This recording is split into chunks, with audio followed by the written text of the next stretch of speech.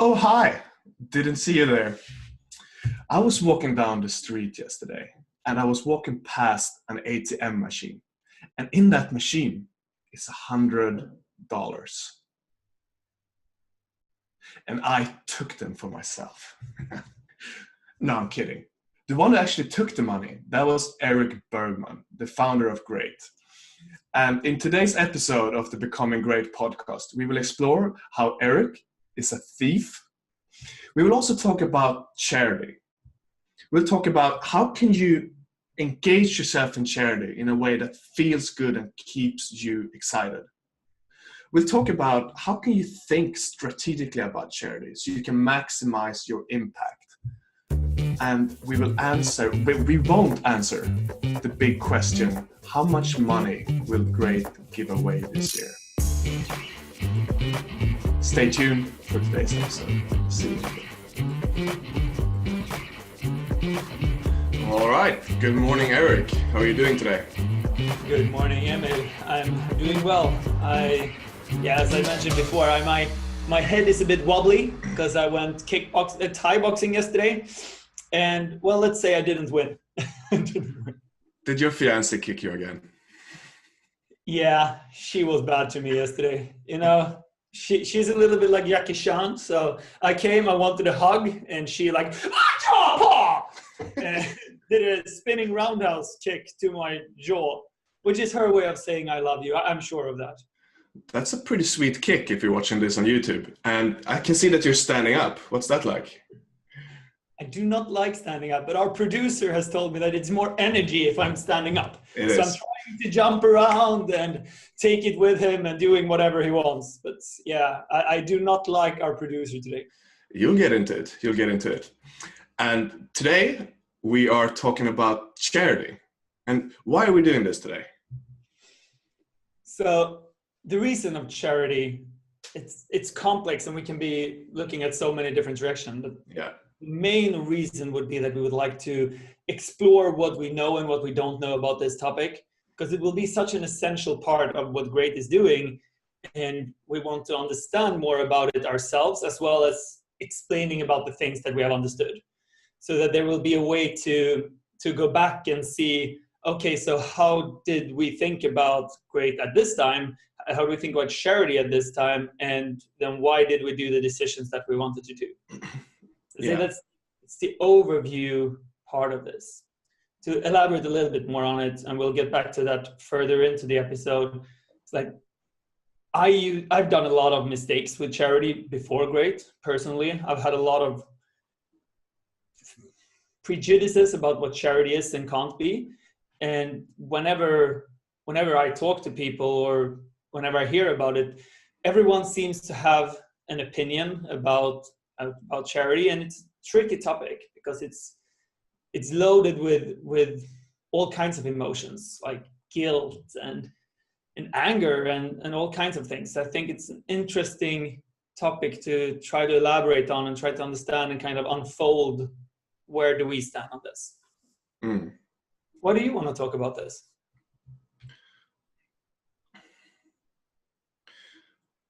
I liked what you said in the beginning, that I think it's important to show what we don't know insofar, because I think that welcomes in help from other people.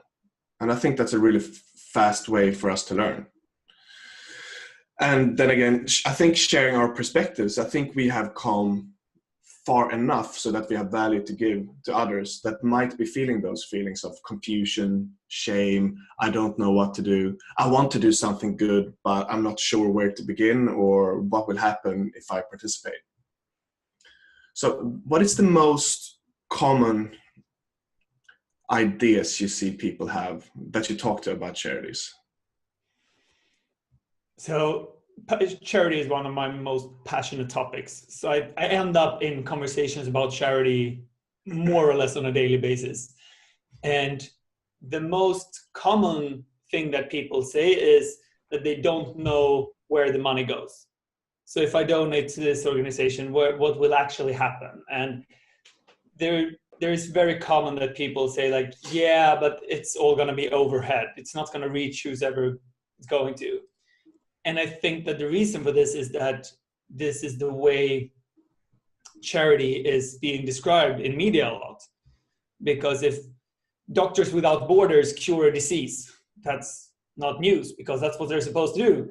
But if they go to a brothel, then that's big news. So that will be all over in the newspapers. And this is what people see, unfortunately. And the same goes for me. I've definitely had this relationship to charity for a big part of my life. I mean, what's been your relationship to charity before this? I can very much recognize myself in what you're saying. Because when I was way back, when I was a teenager even, I wanted to do something good for someone else. Part of that was so I could feel good, sure, but I genuinely wanted to help people. So from when I was a teenager, I donated anything between $5 to $50 a month to different kind of mainstream charity organizations.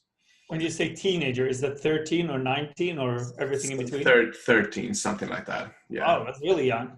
It's really yeah, young. But it was like 100 kroner a month or something. And it could be that me just giving some change here and there to collectors, stuff like that. So it wasn't big money, but I wanted to do something nice. That was most of my attentions, the way I remember it. Where do you think that drive came from? I mean, if you started already at 13, I guess most people in your school did not do that. I didn't do that. I don't know. I think that drive to be nice and to help out is a core need in a lot of humans. And that sort of came out of me on a good day, I guess. It's beautiful. And it felt good to me too, to do it. I'm trying to recall whenever I donated to something the first time, where I actually made the decision of donating my own money. And maybe I donated like change in some store or to some homeless person outside somewhere. But when I actually made the active decision of donating somewhere to some organization, I think I was probably 23, 25, somewhere like that. So you were 10 years ahead of me. You know, what happened too was that my parents always gave like $50 a month each to different organizations. And then I think I wanted to participate. They invited me to participate. And then I gave maybe $10 out of my weekly allowance to that organization too. Yeah, that's interesting. This brings things to mind. So my family has always donated, proportionately a lot of their money to different charity organizations. So this is something that I believe should have stuck with me, and I was not there. One story that recalls is I was 18 years old, and I was playing poker, and I had been going to the ATM late on a Friday night or something to withdraw cash to go to the poker club. And there were, I don't know, 1,500 kroner, so about 150 euros in the ATM. So no one had taken the cash. And maybe 1,000, I don't remember. So someone had forgotten them. And I was like, cha-ching, winning. And so I took that money and I went playing with it. I don't know how it turned out. But then I told my father about this story when I came home. And he got so disappointed at me for keeping that money and not trying to find the owner. And I was like, no, that's my money. And I remember feeling guilty for doing what I did. At the same time, I felt that was my decision. And at the same time, I felt like I really didn't want him to get involved with this. And I regretted that I told him. Mm. And he ended up calling the bank. And apparently the bank has cameras on all the ATMs, so they could see who had done that withdrawal before me. And they could obviously see which bank account that was withdrawn from. So my father paid this person back. I refused to. And yeah, it just brings up this story in mind of where I'm coming from and how my family was probably very fair, honest, and righteous in many ways, and I wasn't. and I'm not sure where that was, if I was just rebellious or didn't see this, but growing up, teenage years, I was not at all thinking about these things. So what you're saying is that you did something that your father thought was wrong. He phrased that in a way that made you feel shame, and now you didn't want to participate. I'm not sure if I wanted to participate from the beginning either. So I'm not sure if that story plays a big role in my charity perspective. But I think it's interesting to look back and see, okay, if it's so important to me to give now and to be fair now, and it really wasn't when I was 18, or at least I didn't see that in this situation. I felt like that someone who's drunk enough to forget his money in the ATM in the middle of the night probably don't need them, which is not a very fair way of thinking, but that's where I was in my thoughts at the time. I'm not sure if that story plays a bigger role in the movie of my lifetime, but it's interesting to see how it relates to if you were giving at this time. And I don't know how you would have dealt in a situation like this, but it brings that story to mind for me. And I think it's interesting as well in what kind of effect that guilt has on you. I could imagine that could even have opposite effect. Yeah, that's true. And I think a lot of marketing towards charity is coming from that energy. Yeah, that's actually true. So I probably was further away from wanting to give the money back afterwards than I was before. I think so. Yeah. And you feel bad about yourself. And from that state, people are less likely to do nice things, I think. Yeah. So elaborate on this a bit on that. What do you mean when you say the marketing is based on shame? How do you think this ties together? Okay. So I see marketing done toward charity where it's like, take climate change, for example. A lot of the marketing that is done is stuff like, it's all going to hell. The way you are living is egoistic. And thanks to that, things are going to get even worse. You should do something about it. And if people see marketing like that, they don't feel a sense of hope, and they don't see a practical way for them to change. I think what's natural to do is to look away and just ignore the problem even more. So instead of maybe doing a little bit, they're not doing anything. Yeah, that's probably true. It's just easier to close your eyes completely. Yeah. So, I mean, how do you wish that your father had treated you that day?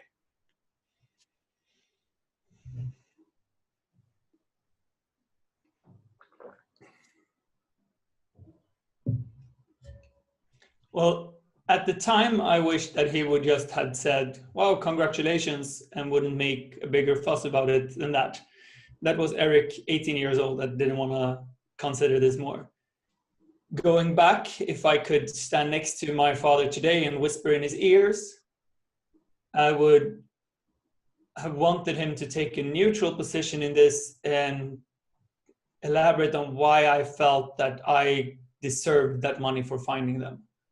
Or getting to the core of that. Okay, so why is it that, who do you think, I would probably start there. Who do you think forgot this money?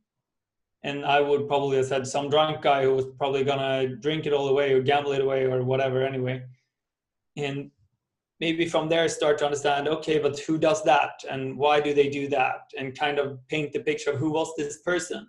And getting me to maybe not a feeling of guilt, but at least a feeling of understanding. Like, who did I actually take this money from? What kind of person forgets that money? Or regardless, anyone, why do I deserve them more than the person who forgot them? And helped me to get to that conclusion rather than anywhere else.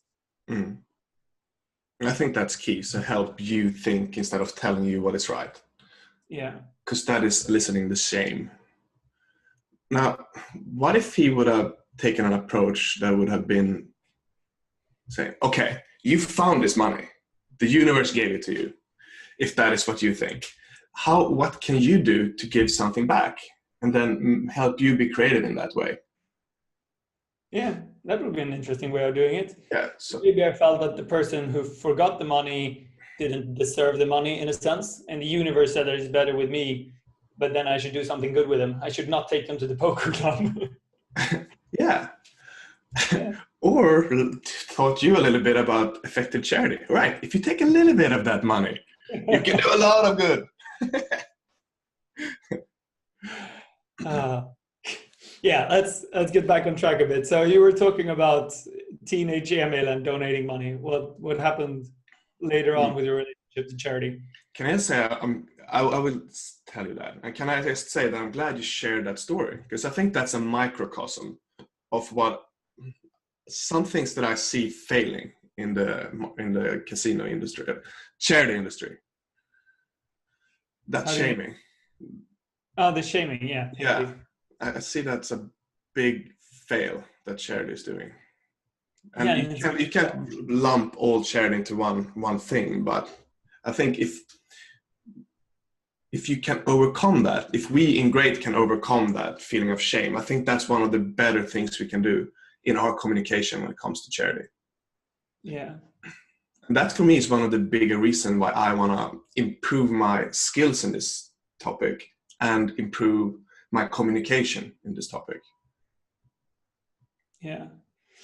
I think about why is shame a such big part of the marketing then, or things around it. It's one out of two things that I can see. First one being that that's the first idea that pops into anyone's head. It's so easy to show planet Earth turning into fire, and it's dramatic, or a child suffering from starvation. It's the obvious thing. So either it's that, or it's actually the most efficient way, at least short term, that if you give someone enough guilt, they might donate money and then be able to look the other way. And it becomes an efficient strategy short term, but I don't think that anyone would come and look back because they came from, I would probably donate and then look away. I don't think I would come back to see the results, to do these kind of things. And on the other hand, I wouldn't feel inspired to want to donate more because I would associate that donation with a feeling of guilt rather than a feeling of accomplishment, or I did something good or whatever. Yeah. So if your dad forces you to give that money back to that drunk guy, you will do that once and then you will never want to touch it again. But if he would have taught you next time. Yeah, but if he would have told you, okay, how can we use this as an opportunity to see how you can be more generous in your life? Maybe that would have gotten you good emotions and you would have liked to do it again. Yeah, it's interesting. I don't remember what happened after that. I remember my father giving the money back. I don't think he never forced me to do that. And I don't think I did, but I'm not sure. It's a long time ago. But it's an interesting anecdote, and it kind of ties into charity, or at least doing the right thing. I think so. Yeah. You were asking me a question before. Yeah, so you started telling about teenage years of charity and donating, and then we kind of took a sidetrack from there. That was a little bit of a sidetrack, yes. I thought it was interesting. That's what I wanted to say. Yeah, so I was donating small amounts to these different kind of mainstream charities. And my main problem with that was that I couldn't see or touch or understand what was actually happening with the money. The one I liked the most was when we donated our family to one specific child. So we helped one person with recurring donations, and we could see how she did in school, etc., etc. And that was actually the only time where I enjoyed that I could see what was happening with my money. And after that, when I was around 19, I started to make good money from poker.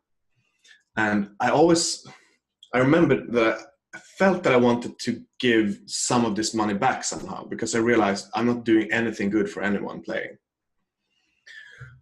But that feeling of, okay, I don't know what's going to happen with this money was too strong. So I guess I wanted to wait for a better opportunity. Can I stop you there for a second and just elaborate on? Yeah. Do you think this is your rational mind giving yourself excuses afterwards, or do you think this was actually the reason? You understand the question? Were you actually looking for reasons not to do this? I think it was.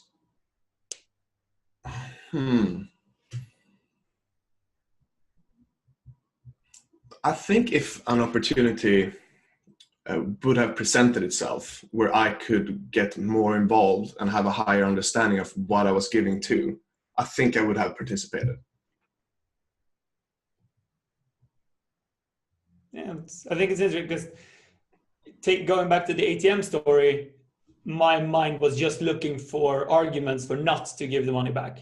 I wouldn't even, so if I could come up with arguments for that, I would stick with them. And if I would find arguments for the opposite, I would probably swoop them under the rug and see this. So that's just why I'm asking if you honestly feel that that was the reason, or if somewhere you actually wanted to keep the money for yourself and then it made more sense to have those excuses. I think it was both. And I think if an opportunity good enough would have presented itself, or if I had more understanding, I think that feeling would have been stronger than the feeling of wanting to keep the money for myself. When I was 24, 25, an opportunity did present itself.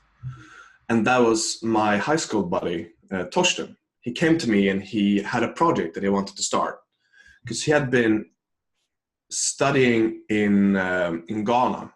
He had been doing a project there. And now he wanted to start his own charity project where he would collect laptops and money from Swedish people and companies and then send them down to Ghana and do IT education for children. And I had a good feeling about this for many reasons. First, I really trusted Torsten. I knew he was a good guy. I knew that from the moment, since I known him, I know that he's really cared about other people. He's a very left politician, and he really, really wanted to help. So I know that this is a good guy. I can trust him, and then I'll have an opportunity to see what my money is actually doing. So at that point, I felt, all right, now I want to participate. This is an opportunity to give back from poker that I want to participate in. Yeah, that's interesting. So one thing is Ghana, that's a poor country in Western Africa, for anyone who didn't know that. I didn't know that a couple of years ago. And one thing that it's very interesting that you touch upon here is also like trust. That was the thing that you really had. I really trusted him. Probably the biggest challenge for charities then. So it's a very common answer that people say, yeah, I don't trust them. I don't know where my money goes. And you were kind of saying the same thing about your teenager. Yeah. Okay, don't do that. So what made you trust Torsten? That you had a long relationship together, or how did you trust it? I could trust him, and I think trust and understanding. So if I were to give that money that I gave to Torsten to Doctors Without Borders, I have no idea what's going on. I just have no emotional connection to it because it feels like the money's going out in a black hole. Yeah, because it's such a big organization. Yeah, and if I had done my research, I would have felt differently, I think. But now, this is much more tangible. This is one person that I see that I can trust. Yeah. So or at least I can trust that he will do his best. Yeah, for sure. And he would give everything a fair try. Yeah. So how did this project develop?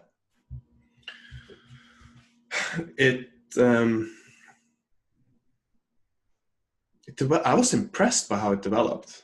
So he managed to get everything going. He managed to get some sponsors. He managed to get laptops. He managed to get them down to Ghana. He managed to get a section of a school building in Busha, a small village in south of Ghana. Which year is it? I think this is 2015. Okay. Yeah, so he managed to get this project off, which is remarkable. It's very challenging to get a project started and to get funding, I think. I'm actually having an interview with him tomorrow, and I will let him tell the whole story of how he built this, because I think I'm impressed. I think a lot of young people have ideas. Okay, I want to bring this into the world to help. And how many people do you think succeeds? So few. So few. Yeah. I imagine that, because I don't have the actual data on this, but I've heard a lot of times that 9 out of 10 startup companies fail. Yeah. For one reason, within the first year or something like that. Yeah. And I can imagine that for charities, that number is even higher, because the drive behind is different. And Yes. You have to have funding from somewhere else. You don't make money from it. So you have to really accomplish things. You have to get more people involved from the outside. It's harder to get somewhere with just hard work. Yeah. And I can imagine that the passion stops quite soon as well. So if you're passionate about your startup company and the passion runs out, maybe you're still committed because you have put in money in and want to do this and that. And I can imagine that if you're passionate about charity project and it just doesn't work, it's much more likely that you just give up, because there's never going to be a financial upside, or you probably don't have the same commitment. That's I don't know that, but I would imagine that if the fail rate is 90% of startup companies, it's probably at least 95% on charities. And that's just a very, very wild guess. Yeah, I think that guess is spot on. And looking back at it, it was a very shitty investment, I think. Well, the only thing that wasn't shitty with investment was that I think believing in good people is a good thing. But other than that, it was a shitty investment. That turned out great. So I was lucky there. And it was lucky for another reason. It got you involved. How did that happen? So the first thing, I haven't told you this either, to be honest. So you told me about this organization. I think you told me about it at that first dinner we had, that we spoke about in the previous episode. And you spoke about Torsten and his project, and that they needed money. And I think I donated 1,500 euros to that. And to be honest, I didn't care that much about the organization. I just wanted to impress you. I had a little man crush on you at the time. Always leads to Rome, though. Yes, I think that was, I didn't have the best charitable intentions here. That was, I came from me, for sure. And then, this kept developing. And after the IPO that we did with Katina, and I made more money than I will ever need in my life, I ended up in a situation where I wanted to give more. I wanted to find a purpose with things. I wanted to understand charity in a different way. And then, this is now 2016. And then the IT for Children as an organization had grow, and they were building their own school building. So they needed about $15,000 for this to complete it. And I decided to donate that money. And I still didn't have that much emotional connection to it. Now I think I did it more for better reasons than to impress you. We went down there early 2016. You and me and Johanna, my fiance, to go to the celebration, the opening of that school building when it was finished. And I still didn't have much relationship to charity at this time. And I came down there and had no idea what to expect. This village, Buswa in Ghana. And I remember coming to the schoolyard, and I saw these on the right-hand side, there were 3 buildings, and they were worn out, gray, concrete, steel bars through the window, and looked like prisons. And on the left, there was this splash of colors. It was yellow, green, red. And it just looked so playful and fun.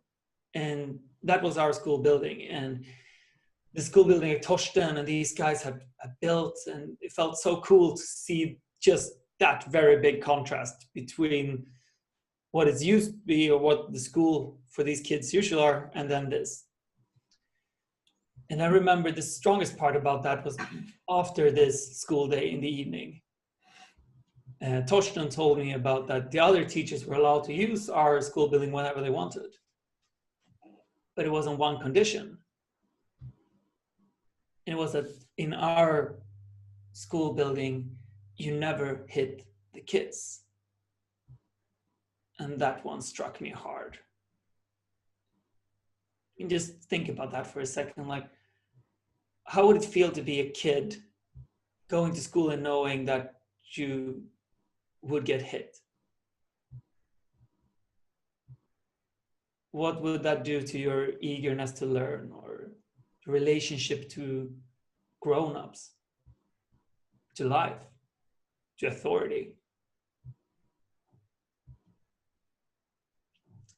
To me, that became very strong, and I felt like, okay, so in our school building, or the school building that Torsten and the guys have built, the kids were safe and they had fun. They were there. They wanted to learn, and it was this splash of colors.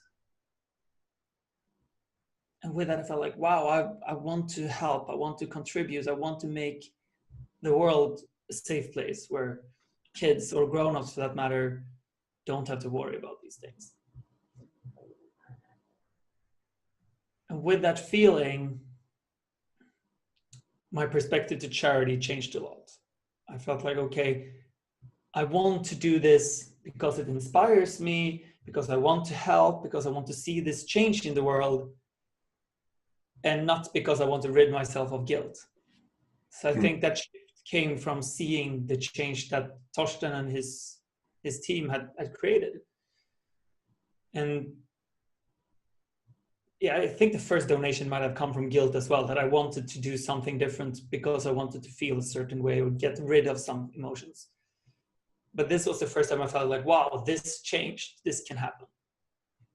I remember a moment when at the opening ceremony, because you described this emotion now where you realize that children do get hit and how awful that is, and then that thanks to this donation there will be a change, and you understand that like very deep.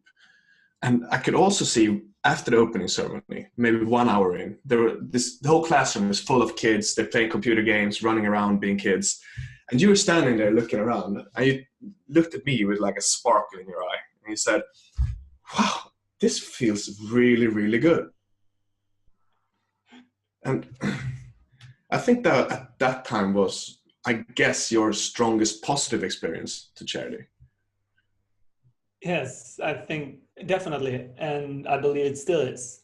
Yeah. What you said before is so hard. If you donate money to these big organizations, yeah, it's so hard to get an understanding. It's so hard to get emotional connection. I think the biggest emotional connection you get is less money in your bank account. Yeah.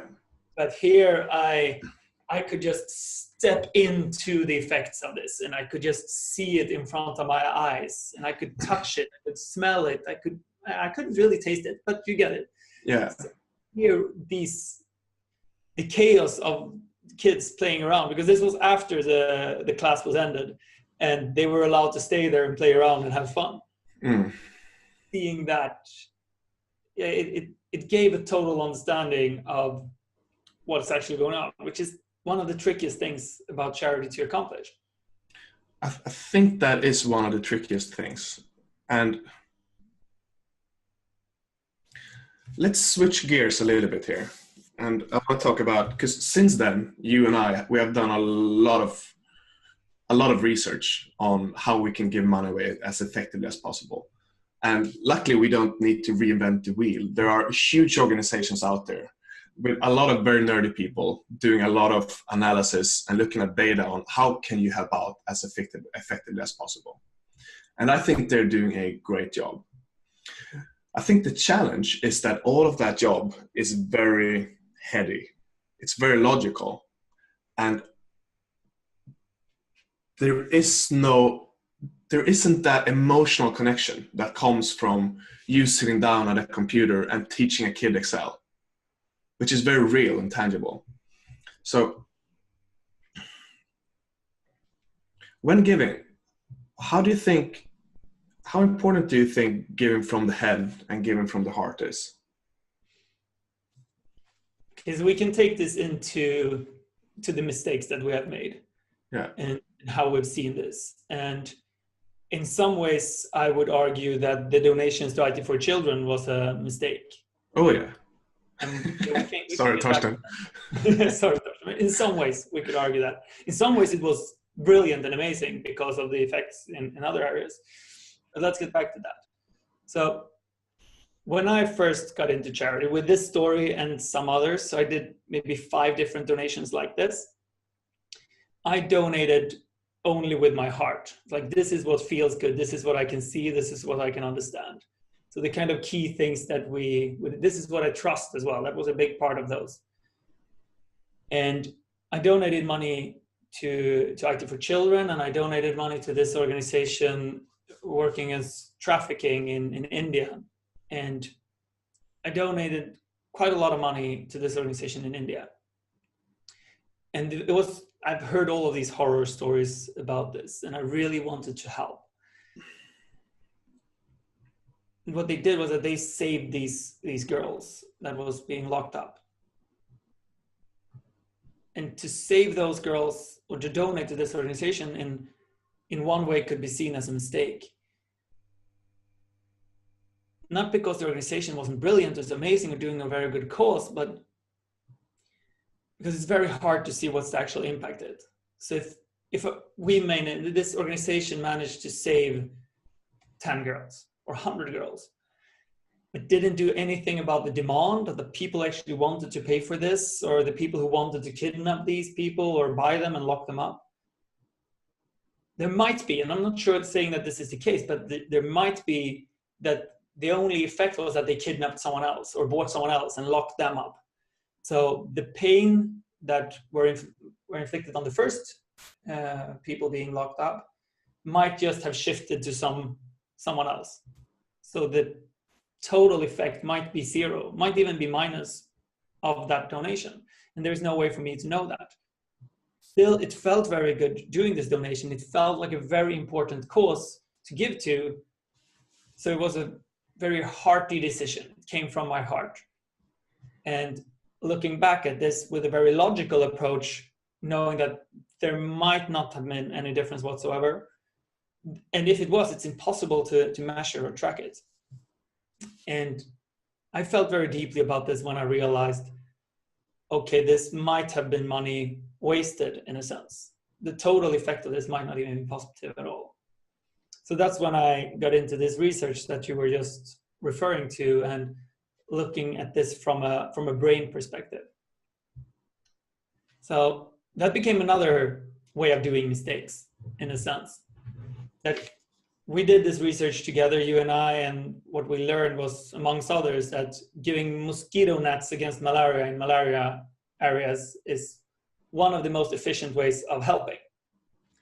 And some others are vitamin A pills and deworming medicines.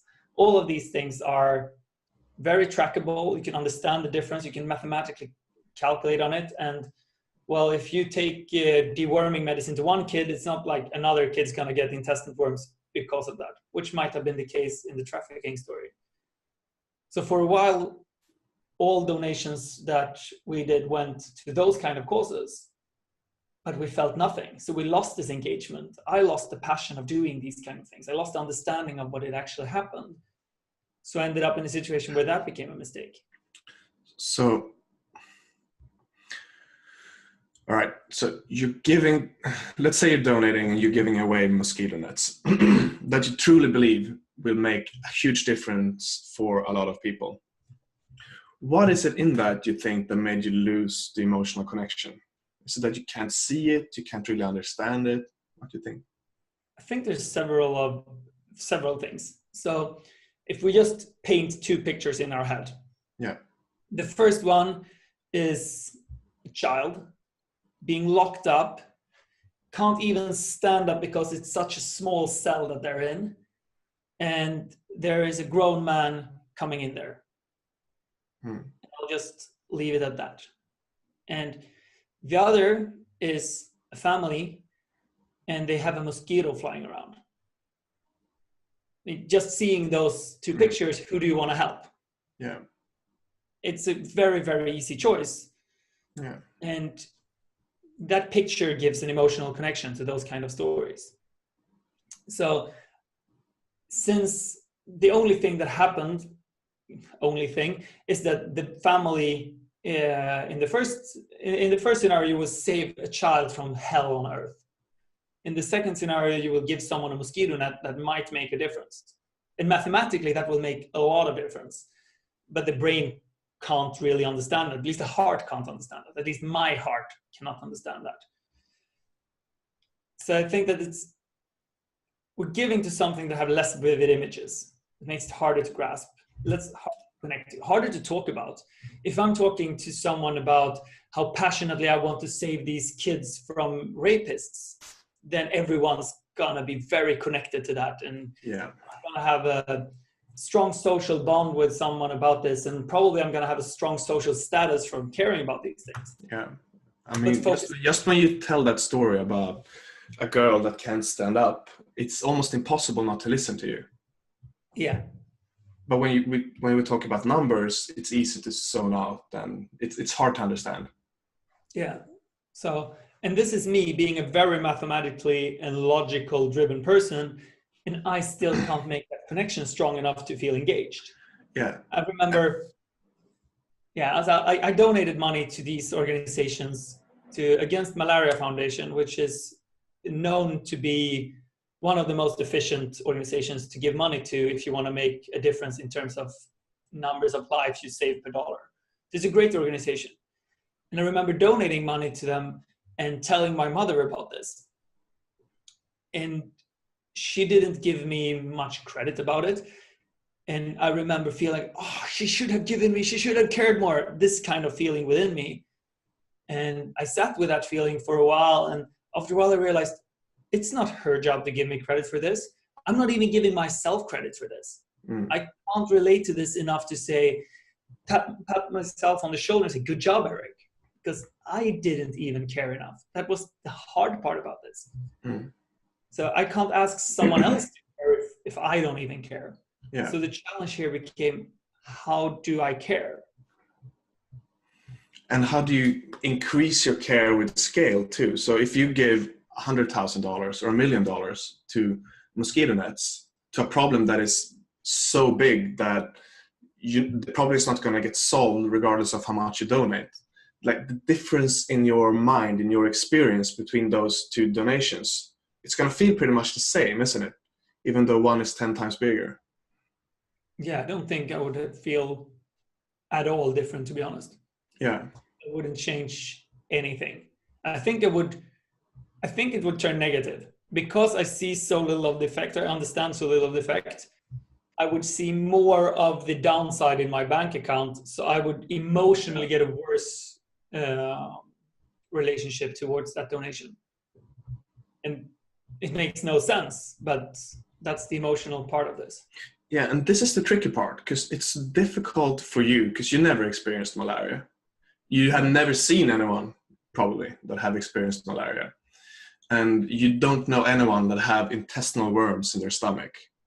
And no one here in West, where a lot of the money is, has any relationship to these causes. So we don't give because we don't understand it. And one key thing we have realized is that the more neglected, that means the less attention a problem has gotten, the more likely you are to be able to do good there. So this is kind of a paradox that we are in, and especially with Great, because we benefit from getting PR, from getting links, from getting attention when we donate. So we want that attention, but the causes that are the most effective to give to are the ones where we get the least attention. So that's a paradox for us. Yeah, definitely. Yeah, the logic there is that the harder it is for us to relate to it, the less likely it is to appear in the media, basically, because the least people care about it. People, if you can't relate to it, it's a lot harder to care, in a sense. Yes, as you're saying, I have no connection to malaria whatsoever. I have a friend who had it once, and for him it was just a big fever because he was not a grown-up. Pretty much everyone who dies from malaria is less than 5 years old. So Yeah, this is one of the challenges with this, and one of the main challenges with this. So to connect to what you said about our benefits from this, is that we want to be able to donate as much money as possible. And that means that we need to generate as much money as possible in profits. And if we can get publicity and we can get business relationships thanks to us showing our donations, that will make the total donations bigger. So we benefit from, well, in the future, at the moment we don't really benefit from it, but in the future we will benefit from getting publicity from those kinds of donations that we're intending of doing. So it's definitely a paradox that we want to make the biggest possible difference, and at the same time we want to donate to places where we get the most publicity, so PR. And this ties into something that we touched upon earlier, like what is it that we don't know about this? And this is one of the things. We don't know which way to go here, how to combine these things. How do we donate in a smart way where it benefits the business so that we can donate more in the future? Because if we donate money now and it doesn't benefit the business, that means that we will be able to donate less in the future because we missed out on that opportunity.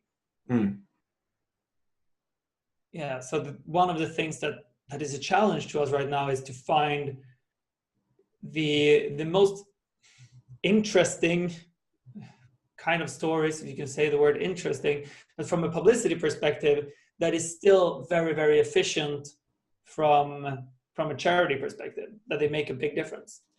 And then how it's tangible. I had a question. Okay, so you said that Great won't take donations. Why is that? So we would love to guide organizations of how to donate, similar to what Founders Pledge are doing, and talk about these things. And I believe that if we were to take on donations and have people or companies donating to us, it will be very hard for us to give an unbiased recommendation. It's so much stronger to say, if I say donate to Emil, he is the best person out there, I donate to him. I trust him with my money. And that has a certain strength to it, and it's a far bigger recommendation than if I say, you should give the money to me. I'm the best person for the job. I can help you with this. So if we were to take on donations, we would lose that possibility. And we want to donate very openly because we want to inspire others to donate. So if we donate to Founders Pledge now, for example, I'd like us to talk a lot about that. I'd like to share this in whatever way possible, because I want to inspire others to do similar things.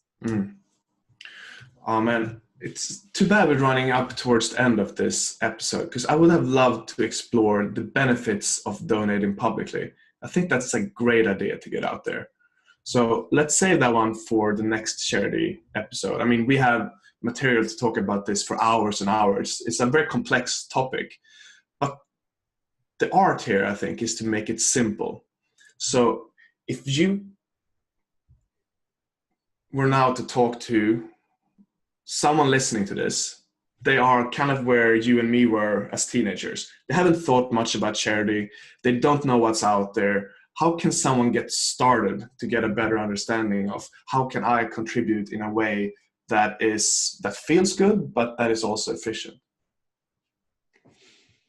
I think what you touched upon early on with your own personal story from your childhood, when you were giving to one child all the time, yeah, I think that's a great place of starting. It's probably not the most efficient way of giving, but it will give the person who's donating an understanding of what's happening and how this change can actually see. And I think to get started with charity, if you don't know anything, if you haven't donated before, I think that the heart connection is much, much more important than the brain. The brain can come later on, because the first $5 or $50 that you were talking about as a teenager is not going to make the biggest difference for the bigger perspective anyway. So the best thing then is for you to get a person who donates to get a bigger connection to donating. So they will learn more in the future, make bigger and better decisions where the brain is more involved then. I would start with giving to one child. There are tons of organizations that can help you with that. Or I would give directly, which is givedirectly.org, I think is the domain name, where they set this up for you quite simple. And you can see in some ways how you give to one person, and they will choose people that are suffering from extreme poverty, that have nothing. So that's where the money will make the biggest difference. The least the people you give to, the least they have, the less they have, the bigger the impact will be. Cool. So you're saying if you're just getting into charity, the most important thing is to start doing it, start feeling good about it, and to somehow be able to see the difference that is made. And one way to do that could be an organization like Give Directly, where you can donate to one person and you can see the effect. Yes. Now, if someone has already gotten going a little bit, has gotten this heart connection, but now they want to make sure that the money is doing as much good as possible, where could someone get started to become more efficient in their giving, if that is what they care about? So I would start by visiting GiveWell, which is also givewell.org, I think, maybe givewell.com, which is this organization that is probably the most renowned one when it comes to comparing organizations and telling you about how these add up. So they have a top list of these are the 10 most efficient organizations according to their parameters. And they are very focused on statistics and data, and things can be proven, these kind of things, which is a very good first step into understanding these things. And there are an author, a professor called Will MacAskill that has done a lot of research and is a big part of this. He's also written the book Doing Good Better, which is a very well spent time reading. And he's been on the Joe Rogan podcast and the Ted Ferriss podcast, and he's done a TED talk. So Will MacAskill is a good person to donate to get a first understanding about, a good person to research to get a first understanding about how to donate. And I would start with that TED talk. That's 20 minutes and easy way to get the first understanding. That's a good start.